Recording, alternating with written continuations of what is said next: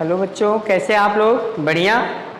चलिए, प्रत्यावर्ती परिपथ का उधर हम लोग IRMS VRMS वैल्यू देखे। आज हम लोग देखेंगे कि प्रत्यावर्ती परिपथ में अलग अलग जो अवयव होते हैं, जैसे प्रतिरोध हुआ, प्रेरकत्व हुआ, संधारित्र हुआ, उसको अलग अलग लगा करके या एक साथ दो चीज़ों को लगा करके, जैसे प्रतिरोध को प्रेरकत्व के साथ या प्रेरकत्व को कैपेसिटर से यानी संधारित्र के साथ लगाने के बाद प्रत्यावर्ती धारा और प्रत्यावर्ती वोल्टता में क्या अंतर है, कौन सा आगे कौन सा पीछे, कौन से साथ साथ चल रहे हैं।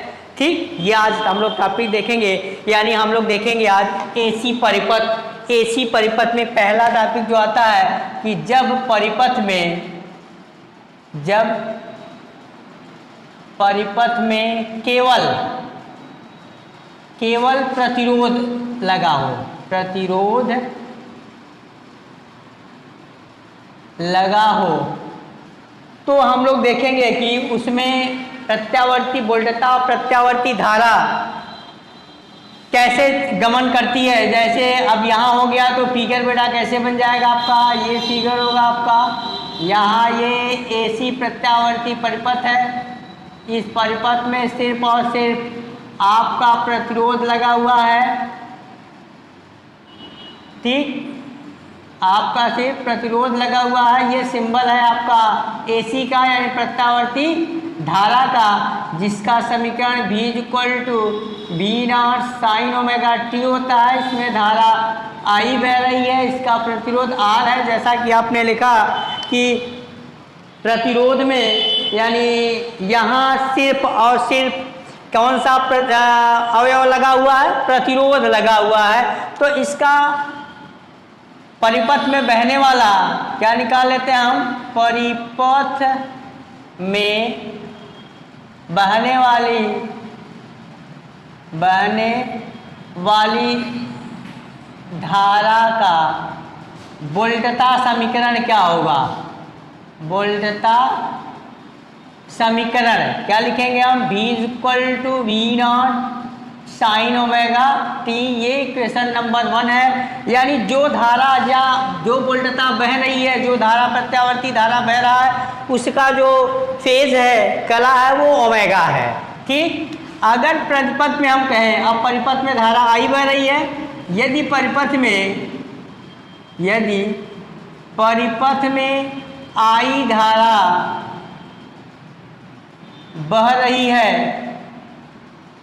बह रही है तो किरचॉफ के नियम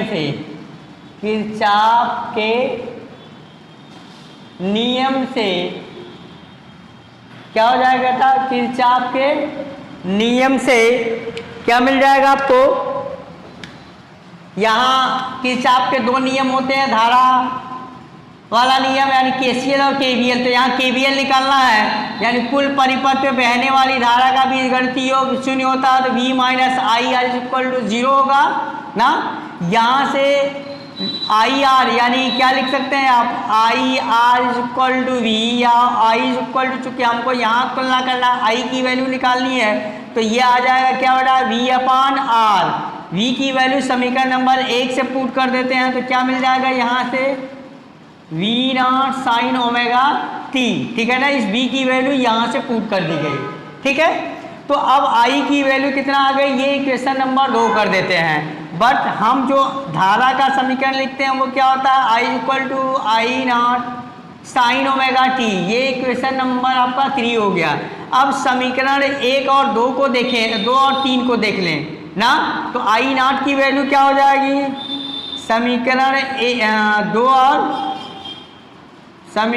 और 3 से, समीकरण 2 और 3 से I0 के स्थान पे क्या है बेटा, यहाँ पे ये देखिए, सॉरी यहाँ पे R छूट गया आपका, ये R तो रहेगा ही क्योंकि V की वैल्यू आपने पुट किया है ना। तो I0 के स्थान पे कितना हो गया, यहाँ तुलना करेंगे तो I0 यानी शिखर मान धारा का कितना हो गया, V0/R।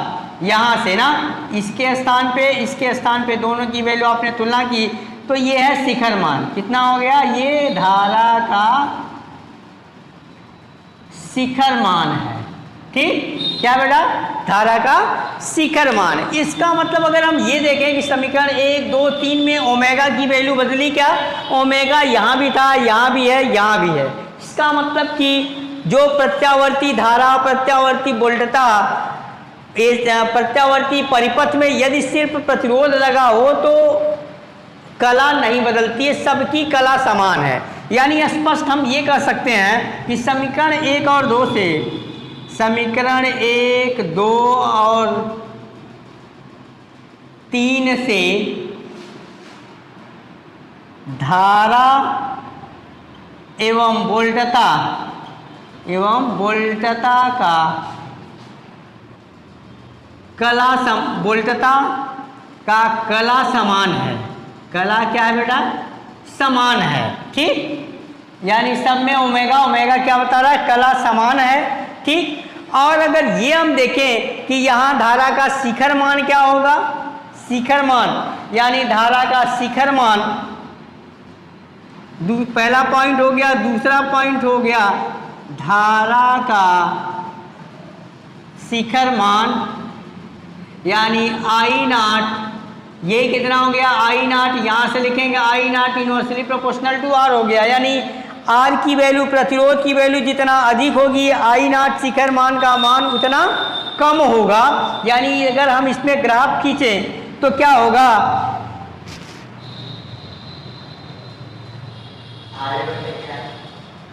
ठीक है, अगर हम आई नॉट लिखें तो आई नॉट का वैल्यू, यानी ये आई नॉट की वैल्यू दिख रही है कि नहीं? दिख रही ना? तो ये I not is equal to तो I not is equal, I nought proportional अनुपाती 1/r। इसका मतलब कि ये आई की वैल्यू आर के ऊपर निर्भर करती है। आर का मान जितना बढ़ाएंगे आई का मान उतना घटेगा। यदि हम इसमें ग्राफ खींचे तो ग्राफ में क्या आ जाएगा बेटा? ग्राफ खींचे तो इस तरह का ग्राफ होगा आई और आर में, यानी इधर हम V और R लेते हैं तो वैल्यू क्या हो जाएगी? इस तरह से कुछ आती है आपकी। ठीक, इधर होगा R, इधर होगा I। ठीक, R की वैल्यू बढ़ेगी तो I की वैल्यू घटेगी। ठीक है ना?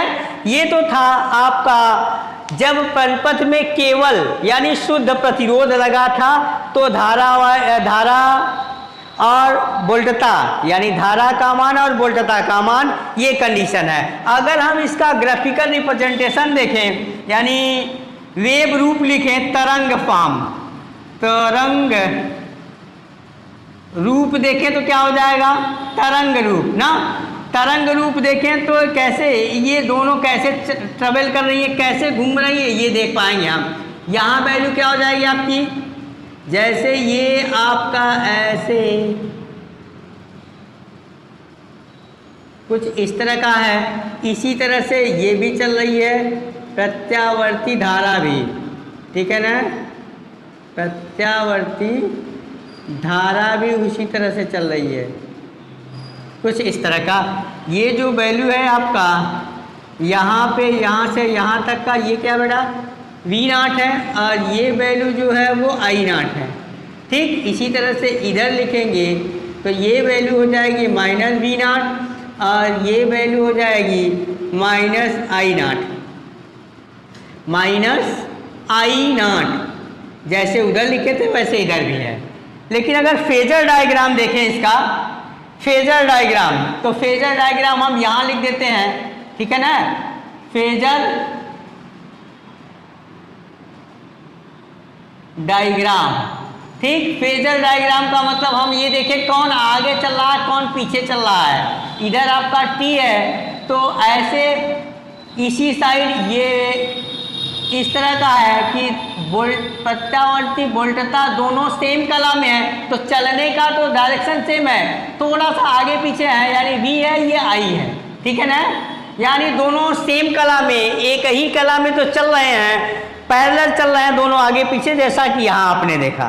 ठीक, तो ये आपका तरंग रूप है। जब परिपथ में केवल प्रतिरोध लगा हो तो प्रत्यावर्ती धारा ऐसे चलेगी, वोल्टता पहले चलेगी और प्रत्यावर्ती धारा उसके पैरेलल तो चलेगी, फेज में समान होगी लेकिन थोड़ा सा पीछे होगी, जैसा यहाँ आप देख रहे हैं।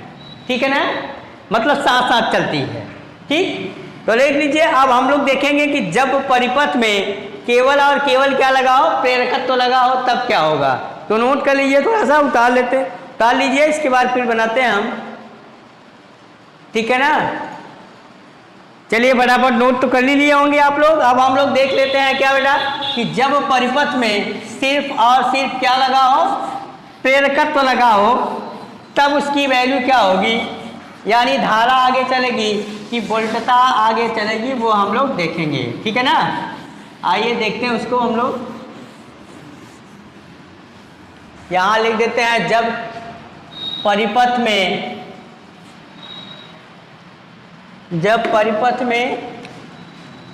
केवल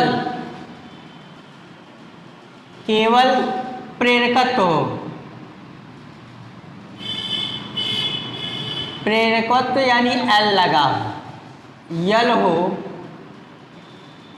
तो क्या होगा, परिपथ कैसे बन जाएगा आपका, ये देख लीजिए। यहाँ पे परिपथ बनेगा, यल क्या होता है, ये स्पाइरल होता है इस तरह का। ठीक, इस तरह का स्पाइरल होता है वो। यहाँ सिंबल आप AC सर्किट सिंबल देंगे, प्रत्यावर्ती वोल्टता को ऐसे दिखाते हैं। उसको पहले लेक्चर में बताया गया आपको। इसका इक्वेशन लिखेंगे तो V = V0 sin omega t। ठीक, यहाँ करंट I चल रही है, ये क्या हो गया, L है आपका ना। अब यहाँ देखेंगे बेटा L है, तो यहाँ प्रत्यावर्ती वोल्टता क्या होगा वो हम निकालेंगे ना। प्रत्यावर्ती वोल्टता क्या है वो हम लोग निकालेंगे। तो यहाँ देख लेते हैं हम लोग कि प्रत्यावर्ती वोल्टता यानी परिपथ में बहने वाली प्रत्यावर्ती वोल्टता का समीकरण क्या होगा। यहाँ लिखते हैं परिपथ में वोल्टता समीकरण क्या हो जाएगा, V = V0 sign omega t। ये क्वेश्चन नंबर हो गया। अगर यदि कहते हैं कि परिपथ में धारा I बह रही है, यदि परिपथ में I धारा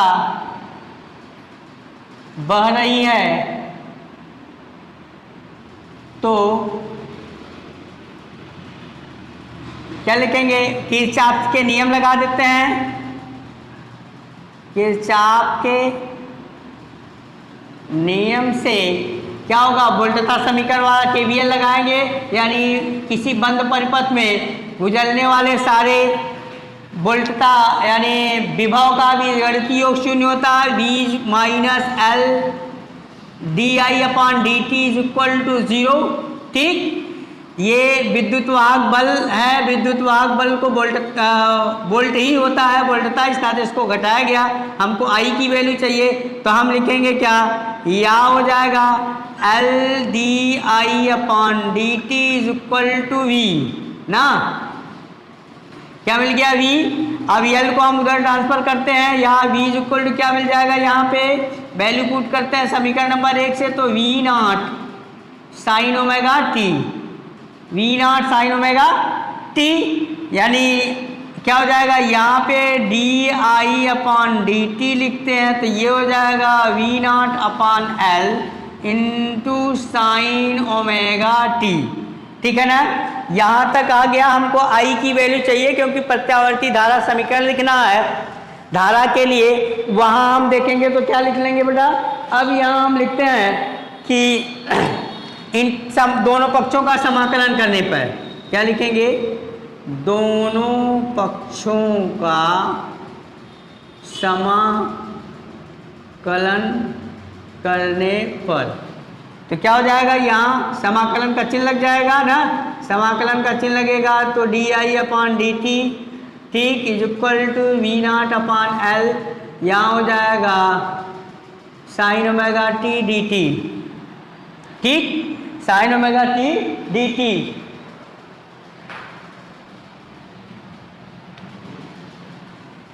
तो यहाँ इंटीग्रेशन करते हैं तो I क्या मिल जाएगा आपको, I यहाँ V0/L, यहाँ हो जाता है साइन का इंटीग्रेशन करते हैं cos omega T upon omega नीचे आ जाता है। ठीक, तो ओमेगा की वैल्यू आप पुट करेंगे तो क्या मिल जाएगा आपको, यहाँ इस ओमेगा को हम यहाँ लाते हैं, इसके बाद आ जाते हैं यहाँ पे, ठीक है ना।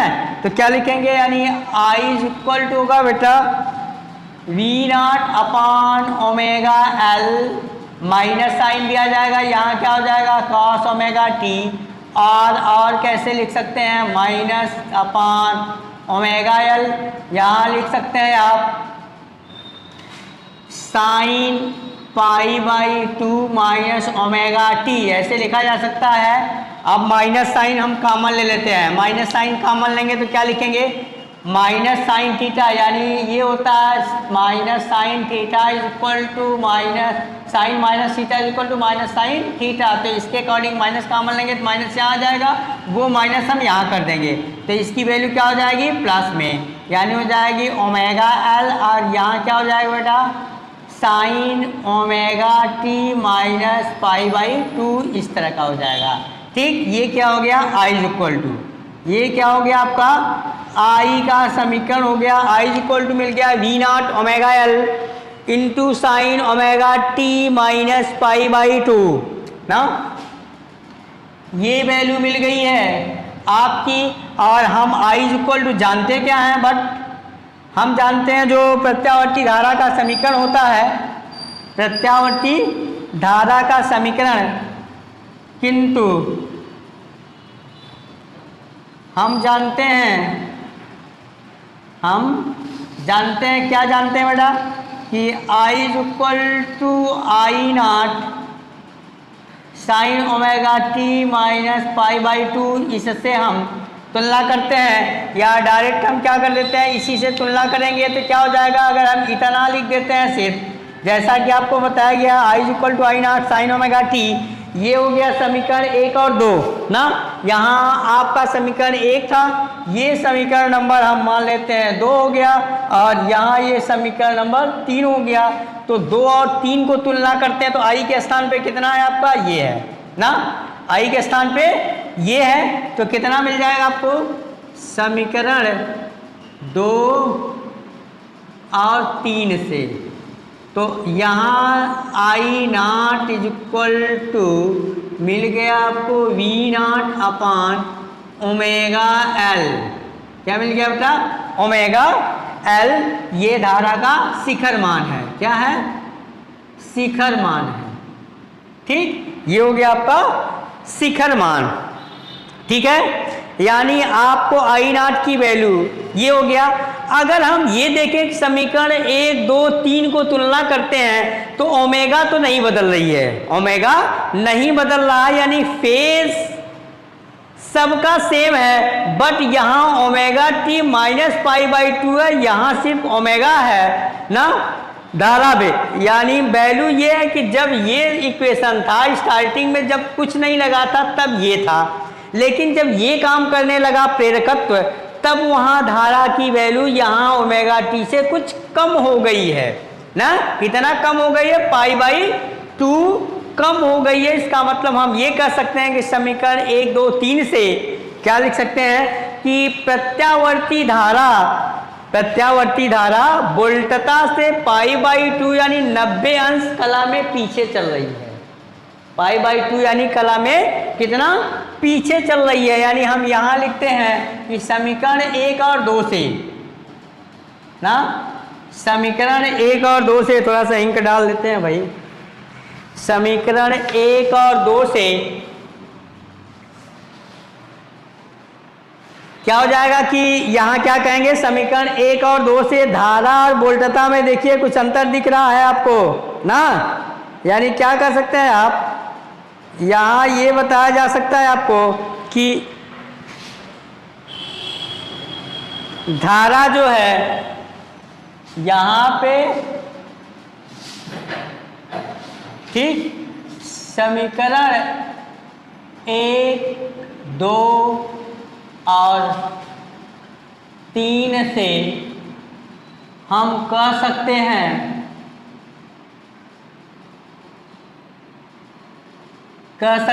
कि कला में कला में धारा एवं वोल्टता समान है, समान। अच्छा, कला में धारा एवं वोल्टता समान है, किंतु बेटा क्या है, यहां देखिए, यानी यहां ये कह सकते हैं यहां ओमेगा टी है, यहां ओमेगा टी माइनस 2। अगर आप क्लियर नहीं हो पाते तो यहां π/2 जोड़ सकते हैं इसमें, ठीक है ना, -π/2। यहां अगर तुलना नहीं कर पाते हैं तो ये आप π/2 लिख सकते हैं, कोई दिक्कत नहीं है, क्योंकि इस तरह का इक्वेशन आप नहीं लिखे हैं तो कहेंगे हम यहाँ तुलना कैसे करेंगे, क्योंकि हमको धारा और वोल्टता में कंपेयर करना है यहाँ। तो यहाँ वोल्टता ओमेगा टी है, यहाँ ओमेगा टी -π/2 है, तो क्या लिखेंगे, किंतु धारा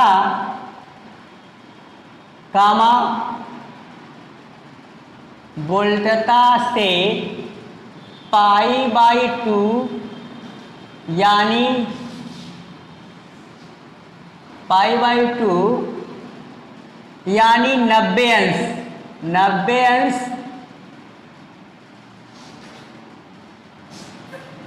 पीछे है। धारा वोल्टता से π/2 यानी 90 अंश पीछे चल रही है। क्या हो रही है, पीछे चल रही है, ठीक है ना। यानी अगर यहाँ ये लगा होगा बेटा प्रत्यावर्ती धारा और वोल्टता यानी प्रेरकत्व तो लगा होगा, तो उसमें धारा पीछे चलेगी, कितना पीछे चलेगी, 90 अंश, और वोल्टता आगे चलेगी। तो तरंग रूप देखेंगे, इसका वेव फॉर्म यानी तरंग रूप देखेंगे कैसे बह रही है, तरंग रूप देखेंगे तो क्या हो जाएगा, इसका बनाएंगे तो कुछ इस तरह का आता है आपका डायग्राम, देखिए, ठीक।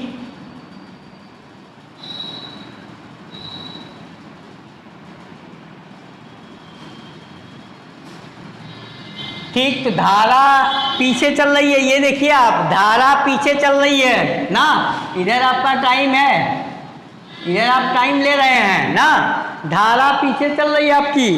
धारा पीछे चलने का मतलब यह स्याही बार बार खत्म हो जा रही है, धारा आपकी पीछे चल रही है, तो धारा पीछे चलने का मतलब क्या हो गया बेटा, धारा पीछे चलने का मतलब कि हम धारा को 90 अंश पीछे बनाएंगे। ग्राफ में कैसे बना पाएंगे आप, ये देखिए, ऐसे ये यहां से चल रही है तो ये यहां से चलना स्टार्ट होगी, कैसे,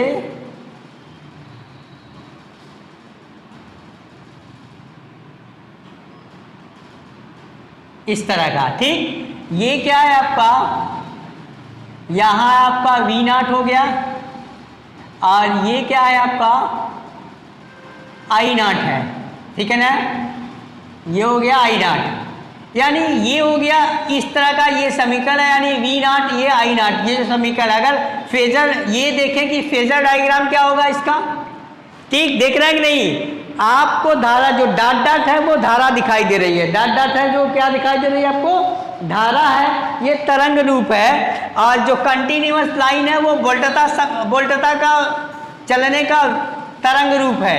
यानी अगर हम फेजर डायग्राम बनाएं, फेजर डायग्राम बनाएंगे बेटा तो क्या होगा,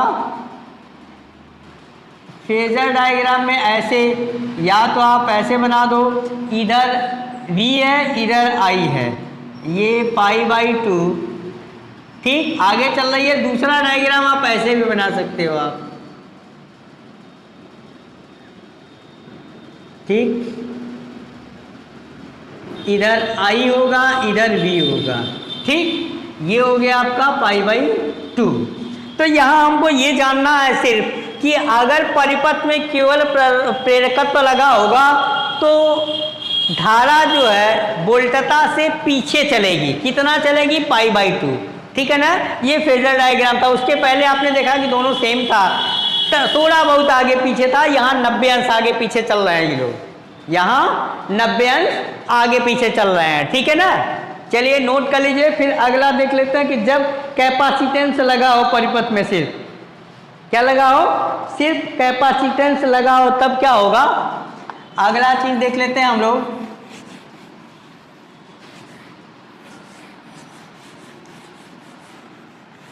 मजा आ रहा है कि नहीं? प्रत्यावर्ती परिपथ पढ़ने में सिर्फ ये कहोगे सर क्या क्या मतलब है इसका पढ़ने का, जीवन में हम लोगों को कुछ उपयोग है? बिल्कुल उपयोग है बेटा। पहले ये सब जान लोगे तब तो आप इलेक्ट्रॉनिक इंस्ट्रूमेंट कोई यूज़ करोगे। जैसे कंप्यूटर है, कोई हार्डवेयर का कोर्स करेगा, कुछ कंप्यूटर सीखेगा, कुछ और कुछ कर सकता है, तो ये इलेक्ट्रॉनिक्स काम अगर सीखते हो या आप जानकारी लेते हो, इंजीनियर बनते हो, तो इसके लिए तो लाभ ही लाभ है कि कौन सा हम इंस्ट्रूमेंट कहाँ से यूज़ करेंगे, क्या क्या यूज़ करेंगे, तो कितना हमको आगे लेना है, कितना पीछे कौन सा लेना है, वो हम जान पाएंगे। ठीक है ना? ठीक, तो इसका मतलब वहाँ आई की वैल्यू जो आपने निकाला, क्या निकाला था? यहाँ आई नॉट की वैल्यू आपने पा गए थे कितना? V not upon omega L ना, V not upon omega L की वैल्यू यही ना पाए थे आप, आई नॉट की वैल्यू। ठीक, कितना पा गए थे आप? V not upon omega L. तो ये है क्या, इसको और क्या कहते हैं? तो यहाँ अगर हम ये लिखें कि आई एल, इसका मतलब कि ओमेगा एल या ओमेगा की वैल्यू लिखेंगे तो V not upon I naught into L हो जाएगा ना, आई नॉट इंटू एल।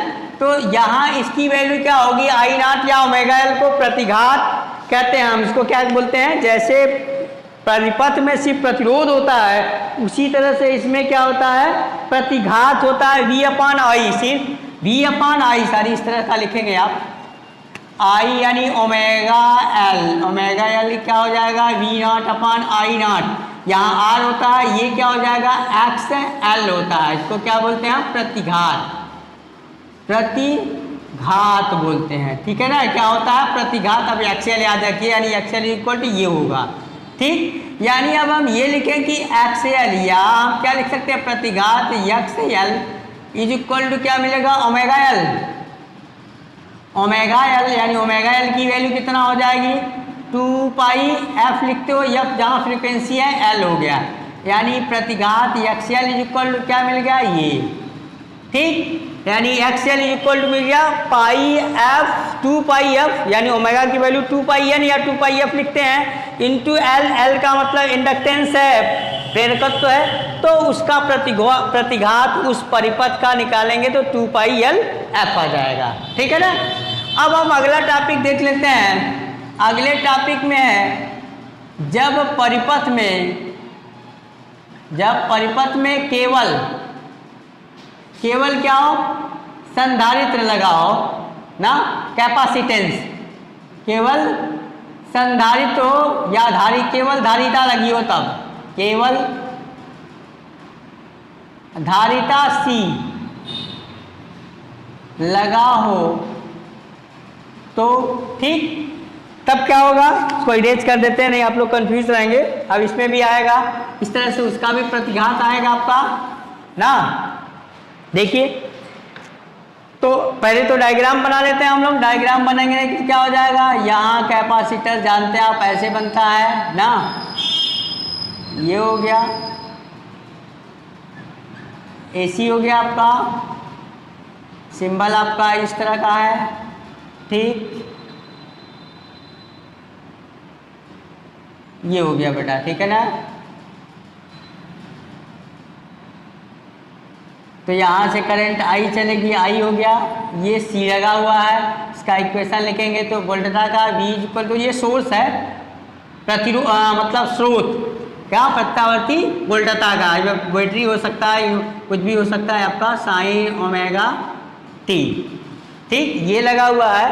तो यहाँ देखिए हम लिखेंगे कि परिपथ में वोल्टता समीकरण, परिपथ में वोल्टता समीकरण V equal to V naught sine omega T, ये इक्वेशन नंबर 1 हो गया आपका।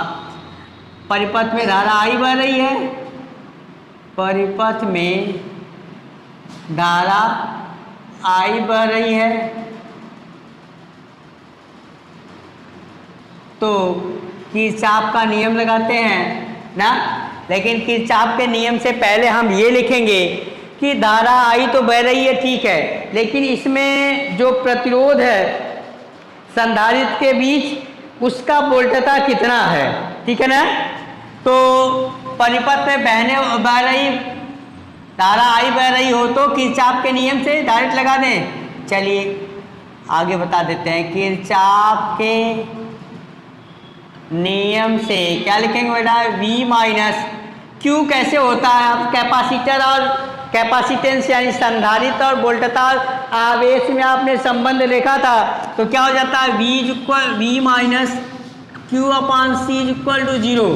वहाँ आप देखे होंगे कि क्या हो गया आपका, यहाँ V equal to Q upon C ना, यानी ये होता है कि दिया गया प्रतिरोध, ये आप लिखते हैं डायरेक्ट कि V प्रोपोर्शनल टू Q, ये प्रोपोर्शनलिटी कॉन्स्टेंट Q अपान V, ये दिया गया प्रतिरोध, तो यहाँ से आप लिखेंगे कि V equal to Q upon C, यानी जो इनवर्सली प्रोपोर्शनल होता है, इसका मतलब कि यहाँ हम लिखें C इक्वल टू क्या हो जाएगा, Q अपान V, Q अपान V यानी कैपेसिटेंस, यानी Q इक्वल टू हो जाएगा CV, यानी Q प्रोपोर्शनल टू क्या मिल गया आपको, V ना। यानी हम ये कह सकते हैं कि किसी संधारित्र में दिया गया आवेश उसके सिरों के बीच विभवांतर के अनुक्रमानुपाती होता है। इस नाते वहाँ से इक्वेशन निकाल के यहाँ रखा गया कि जो V की वैल्यू होगी वो क्या होगी, Q upon C equal to 0। ठीक, तो यहाँ अब हम Q की वैल्यू पुट कर देंगे, तो Q की वैल्यू के अकॉर्डिंग पहले हम V की वैल्यू पुट कर देते हैं, यानी क्या हो जाएगा आपका Q upon C equal to V ना, तो V की वैल्यू कितना है, V naught sine omega t, यानी Q इक्वल टू मिल गया V naught upon C sine omega t ना। तो यहाँ देखिए Q equal to I T होता है ना, Q equal to I T, अगर वो वैल्यू पुट करते हैं तो क्या हो जाएगा, I T equal to V naught upon C sine omega t की वैल्यू आ गई। हमको I की वैल्यू चाहिए, किसकी वैल्यू चाहिए बेटा, I की वैल्यू चाहिए ना, I की वैल्यू चाहिए। तो या ये हो सकता है I, और दूसरे तरीके से ऐसे भी लिखा जा सकता है Q अपान आई टी, तो डिफ्रेंशिएट करना पड़ेगा, या हम इसी को ऐसे भी तो लिख सकते हैं जैसे dQ upon dt, dQ upon dt equal to क्या हो जाएगा I, dt equal to dt equal to I. तो यहाँ हम डायरेक्ट चूँकि हमको इंटीग्रेट करना है, इस नाते हम इसका क्या कर दिए, dQ अपान dt ना। आइए पहले यहाँ ऐसे लिख देते हैं हम लोग, बट किंतु क्या होता है आपका, किंतु di upon dt, sorry dQ upon dt, I equal to क्या हो जाएगा, dQ अपान dt। ठीक, dQ अपान dt, तो I की वैल्यू, तो इसका हम डिफ्रेंशिएट करते हैं, दोनों पक्षों का क्या करते हैं, डिफ्रेंशिएट करते हैं, तो क्या वैल्यू मिल जाएगी आपको, इसी ऊपर वाले समीकरण का डिफ्रेंशिएट कर देते हैं ना। डिफ्रेंशिएट करेंगे तो क्या मिल जाएगा बेटा, देखिए अवकलन करने पर तो ये हो जाएगा I इक्वल टू क्या मिलेगा, dQ upon dt is equal to क्या हो जाएगा, V नॉट अपान C, यहाँ आप D आप dt इसका करेंगे साइन ओमेगा t। ठीक, इसका तो वैल्यू क्या आ जाएगी यहाँ पे, यहाँ मिल जाएगा V नॉट अपान C, और यहाँ आ जाएगा आपका, इसका करेंगे साइन का क्या हो जाता है, कास ना, क्या आ जाएगा, कास ओमेगा t, और एक ओमेगा, और यहाँ से हो जाएगा तो ये साइड में आ जाता है, यहाँ लिख सकते हैं आप ओमेगा ना। तो आ जाएगा पूरी वैल्यू कितनी आ गई आपकी, ठीक, पूरी वैल्यू आपकी आ जाती है ओमेगा के फॉर्म में। अब हम इसको यहाँ लिख देते हैं ऊपर की तरफ, ठीक, तो यहाँ वैल्यू आ जाएगी I equal to omega V naught upon C, और यहाँ बच गया आपका कास ओमेगा t। आगे हमको साइन के फॉर्म में यहाँ कंपेयर करना है तो साइन लाना होगा, जैसे यहाँ साइन है तो वहाँ भी साइन कर देंगे, तो क्या मिल जाएगा हमको, omega V naught upon C, यहाँ लिख सकते हैं हम साइन ओमेगा t ऐसे sine pi by 2 plus omega T, ठीक है ना। अब देखो कि ये चूंकि कास्ट लगा हुआ है तो साइन प्लस दूसरे में पॉजिटिव होता है, इस नाते प्लस चिन्ह लगाया गया, माइनस नहीं लगाया गया। इसको ऐसे भी लिखा जा सकता है ओमेगा वी नॉट अपॉन सी। अब लिख सकते हैं sign omega T plus pi by 2, ठीक है ना। ये किसका वैल्यू हो गया, आई का। बट हम जानते हैं क्या है, किंतु प्रत्यावर्ती धारा समीकरण क्या होगा, किंतु धारा समीकरण क्या हो गया, I is equal to I not sine omega t ना। अगर तुलना करने में तो इस तरह का समीकरण भी लिख सकते हैं आप। इसका मतलब ये हो गया कि आई नॉट की वैल्यू, ये देखिए ये समीकरण नंबर 2 कर देते हैं, आइए समीकरण नंबर 3 कर देते हैं। यहाँ समीकरण 1 और 2 और 3 से, 2 और 3 से क्या मिल जाएगा, धारा का शिखर मान आई इक्वल मिल गया ओमेगा वी नॉट अपॉन सी, ठीक। ये क्या है, धारा का शिखर मान है, क्या बेटा, शिखर मान। ये धारा का शिखर मान हो गया आपका, ठीक। फटाफट देख लीजिए, कोई डाउट हो तो बताइए आप। ये Q अपॉन सी हम लोगों ने लिखा है, यहाँ तक तो सही है। तो Q अपॉन सी डायरेक्ट सी यहाँ कहाँ पहुँच गया, सी करेंगे तो मल्टीप्लाई होगा ना, यहाँ से सी हटाएंगे तो क्या हो जाएगा बेटा, यहाँ पे आप मल्टीप्लाई करेंगे ना सी, तो यहाँ पे आपका हो जाएगा ये इरेज हो करके ये होगा, ठीक है ना। थोड़ा सा बना लीजिए, ये ऐसे होगा। इसका मतलब कि ये ओमेगा जो सी है हर जगह ऊपर हो जाएगा। यहाँ से मिस्टेक हो गया था, सी मल्टीप्लाई होना चाहिए था, डिवाइड हो गया। तो यहाँ सी, उसी तरह से ये सी हो जाएगा आपका। अब ये जो वैल्यू आ जाएगी कंपैरिजन करेंगे, तो कंपैरिजन करने के बाद शिखर मान कितना हो जाएगा, आई नॉट की वैल्यू जो होगी वो हो जाएगी यानी omega C V not upon, अच्छा वी नॉट सी कितना आ जाएगा इस फॉर्म में ना, I not is equal to कितना मिल गया, V naught omega V naught C. तो ये हो गया शिखर मान, क्या आ गया, शिखर मान, क्या गया बेटा, शिखर मान, ठीक है ना। यानी ये हम लिख सकते हैं कि वी अपॉन आई या V not upon I not is equal to क्या मिल गया, ओमेगा सी, ये क्या हो गया, एक्स सी, ठीक। क्या मिल जाएगा, एक्स सी, ठीक है ना। एक्स सी ये क्या है, प्रतिघात है, प्रतिघात, क्या है बेटा, प्रतिघात है। किसका, प्रतिघात है कैपेसिटेंस का, यानी धारिता का। धारिता का क्या हो गया, ये प्रतिघात है, वो वैल्यू आ गई आपकी प्रतिघात की, ठीक है ना। तो अगर हम उसकी वैल्यू निकालें तो फिर क्या मिल जाएगा आपका, यहाँ देखिए V not upon omega naught, तो ये वैल्यू क्या होगी, फिर यहाँ मिस्टेक हो रहा है, आई नॉट वी नॉट आप ऊपर लिखे आई नॉट, ये इसका मतलब ये नीचे आ जाएगा तो कितना हो जाएगा, ये 1 अपॉन ओमेगा सी ना, 1 अपॉन ओमेगा सी। बस क्या हो गया, बहुत सारा मिस्टेक हो रहा है यार प्लस इंटू को डिवीज़न, डिवीज़न को इंटू हो जा रहा है, V not upon I not is equal to this, ये हो गया एक्स सी ना। प्रतिघात यानी धारिता का प्रतिघात कहते हैं इसको, एक्स सी से प्रदर्शित करते हैं। इसके बाद हम लोग यहाँ जाते हैं, ठीक है ना। अब ये वैल्यू क्या होगी बेटा, प्रतिघात, थोड़ा सा इंक डाल देते तो ज़्यादा क्लीन दिखेगा आपको।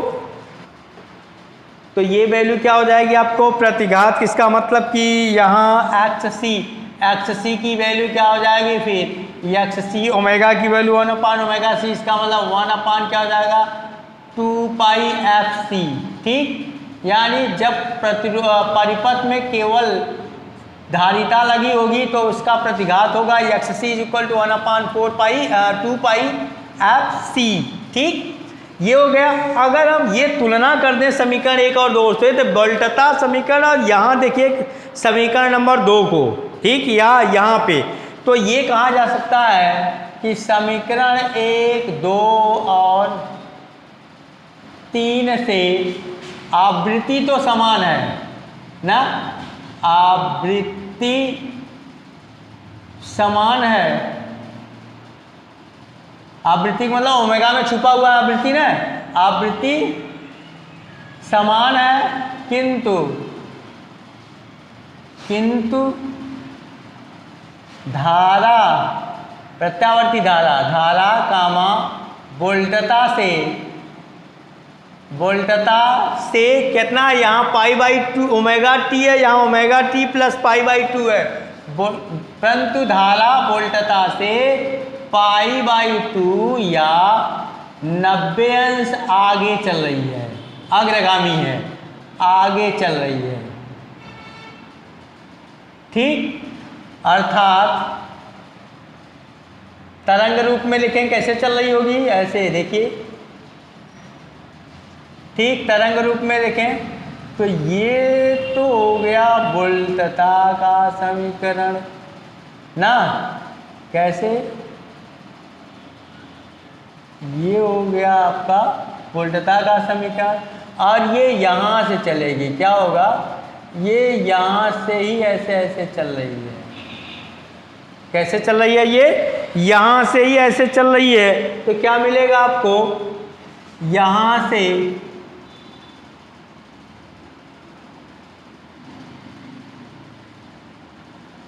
ऐसे चल रही है। ठीक है, ये क्या है आपका, ये हो गया V0 और ये जो है ये क्या है आपका I0 है। ठीक, इधर आपका T है। अगर फेजर डायग्राम देखें तब फेजर डायग्राम कैसे होगा, आप इधर बनाओगे ऐसे, कौन सा आगे चल रहा है, धारा आगे चल रही है ना, तो यहाँ धारा हो गई, यहाँ वोल्टता हो गया, वोल्टता पीछे चल रहा है, या तो आप ऐसे इसका अपोजिट बनाएंगे, इस तरह का ना, इस तरह का बनाएंगे तो कौन आगे चल रही है, ये धारा आगे चल रही है, तो यहाँ धारा हो जाएगा, यहाँ वोल्टता हो जाएगा, ये π/2 आगे चल रही है। ठीक है ना, π/2 आगे चल रही है। ठीक है ना,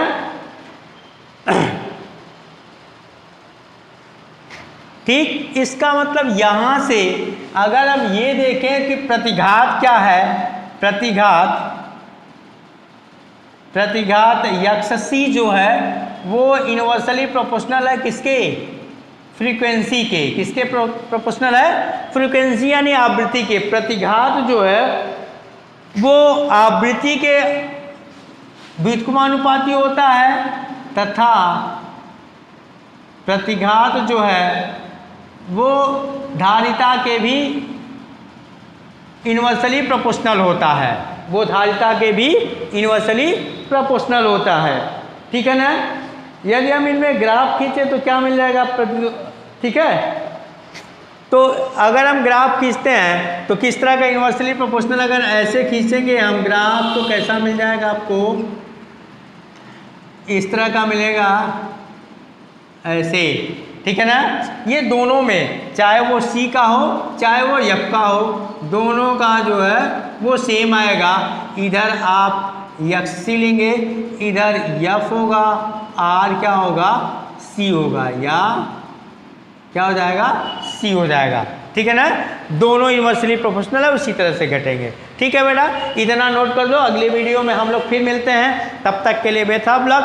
ठीक है ना, बढ़िया से पढ़िए, अगली बार इस पे न्यूमेरिकल लेके आते हैं, फिर प्रतिबाधा लेके आते हैं, फिर ये देखते हैं कि हम अब AC परिपथ में यानी प्रत्यावर्ती AC परिपथ में, प्रत्यावर्ती परिपथ में प्रतिरोध को और इंडक्टेंस यानी प्रेरकत्व को एक साथ लेते हैं, और प्रेरकत्व को और धारिता को एक साथ लेते हैं, तो प्रत्यावर्ती धारा और प्रत्यावर्ती वोल्टता में क्या अंतर है, कैसे आगे पीछे चलते हैं, उस पे बड़ा इंपॉर्टेंट टॉपिक है। इसके बाद ये सीख गए होंगे तो आगे वाले टॉपिक पे न्यूमेरिकल बोर्ड में श्योर एंड सर्टेन आते हैं। ठीक है ना, और बड़ा आसान सा न्यूमेरिकल होता है, सिर्फ ये प्रतिघात आपको दिमाग में रहे, ये फेजर डायग्राम आपके दिमाग में रहे सबका, बाकी एकदम सिंपल क्वेश्चन होते हैं न्यूमेरिकल, बड़े आसानी से आप वो न्यूमेरिकल कर जाओगे, आप नंबर गेन कर लोगे। ठीक है बेटा, ओके, थैंक यू।